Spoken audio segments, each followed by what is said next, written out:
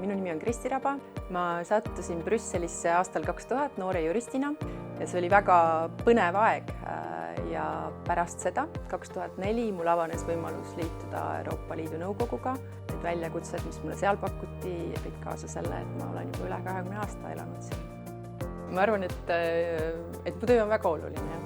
Ma puutun kokku riigijuhtide kohtumiste korraldamisega ja kõik need kriisid, mille keskel Euroopa Liit praegu on, ma saan anda oma väikese panuse nende lahendamiseks, et peab olema väga kohanemisvõimeline.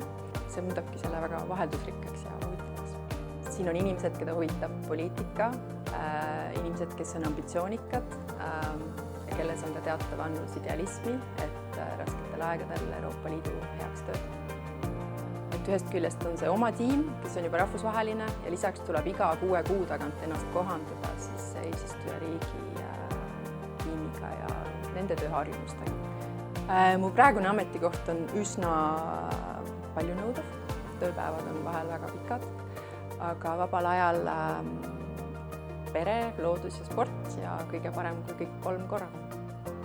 Institutsioonides töötades on suhteliselt paindlikud lahendused, kuidas oma pere ja tööelu saad kombineerida, et iga inimene suudab leida enda jaoks selle tasakaalu, mis mingil ajahetkel vajalik.